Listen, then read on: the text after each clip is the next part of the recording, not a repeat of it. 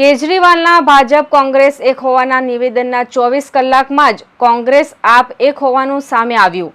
વધુ માહિતી માટે જુઓ LK સ્ટાર ન્યૂઝ ચેનલ।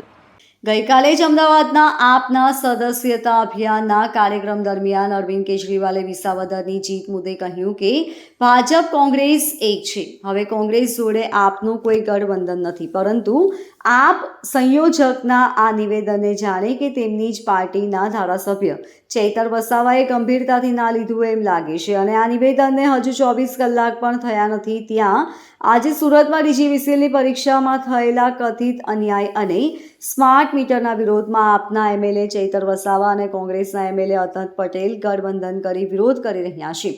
ગુજરાતના રાજકારણમાં એકબીજાથી કટ્ટર હરીફ ગણાતી આમ આદમી પાર્ટી અને કોંગ્રેસ સુરતમાં DGVCLની પરીક્ષામાં પાસ થયેલ કથિત અન્યાય અને એકબીજા સાથે મળીને પ્રદર્શન કરી રહી છે। 5 મહિના પહેલા વિદ્યુત સહાયક માટેની પરીક્ષાના પરિણામ જાહેર થયા બાદ 1800થી વધુ પરીક્ષાર્થીઓને નિમણૂક પત્ર આપવામાં આવ્યા નથી। આ મુદ્દે આદિવાસી નેતાઓ ચૈતર વસાવા અને અનંત પટેલ કાપોદ્રા ખાતે આવેલી DGVCLની મુખ્ય કચેરી ખાતે વિરોધ કરવા પહોંચ્યા હતા।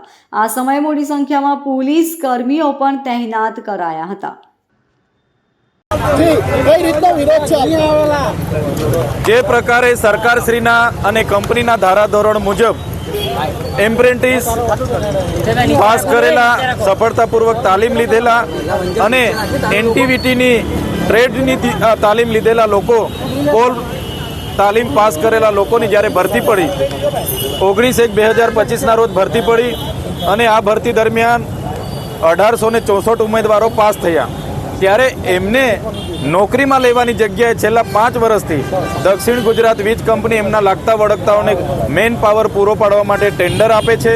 એમના લોકો એમના સગાની પૈસા લઈને ભરતીઓ કરે છે, ત્યારે જે લોકો આમાં લાયકાત ધરાવે છે, જે પરીક્ષા પાસ કરેલી છે, એમની ભરતી ન કરતા હોવાના કારણે આજે અમે વિરોધ નોંધાવવા માટે આવ્યા છે। આ 1864 જણની ભરતી થાય એ અમારી માંગણી છે। બીજું, દક્ષિણ ગુજરાત વીજ કંપની ટોરેન્ટો, અદાણી, અંબાણીને આપવા માટે સ્માર્ટ મીટરની યોજના લાવી છે, જેનો અમે સખત શબ્દોમાં વિરોધ કરીએ છીએ। ત્રીજું, દક્ષિણ ગુજરાત વીજ કંપનીના વિજિલન્સવાળા ગામડાઓમાં આવીને અને નાના નાના ઘરોમાં રેડ પાડે છે, ખેતરોમાં રેડ પાડે છે અને લાખો રૂપિયાના દંડ આપે છે, એનો પણ અમે સખત શબ્દોમાં વિરોધ કરીએ છીએ। કેટલા વિદ્યાર્થીઓ સાથે અન્યાય થયો છે? 1864 વિદ્યાર્થીઓ પાસ થયા છે। એ તમામ વિદ્યાર્થીઓ સાથે આ લોકોએ અન્યાય કર્યા છે। એમાંથી માત્ર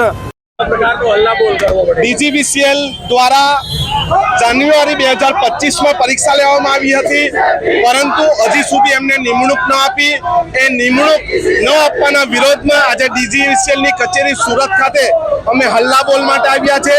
અમને અમારા ત્યાંના બેરોજગાર યુવાનોને ક્યારે નિમણૂક પત્ર આપે એનો જવાબ માંગવા માટે આવ્યા છે। ના, આ કોઈ કોંગ્રેસ અને આમ આદમી પાર્ટીને હલ્લાબોલ નથી। આ યુવાનોની સાથે બેરોજગાર યુવાનોને ન્યાય આપવા માટેનો હલ્લાબોલ છે। આમાં કોઈ પણ રાજકારણ નથી। અમારે અમારા વિસ્તારના યુવાનોને જે અન્યાય થાય છે એના માટે ન્યાય અપાવવા માટે અમે આવ્યા છીએ। ક્યાં સુધી ચાલુ રાખશો લડત? જ્યાં સુધી નિમણૂક પત્ર ન મળે ત્યાં સુધી અમારી લડત ચાલુ રહેશે। Bureau report LK star news Surat.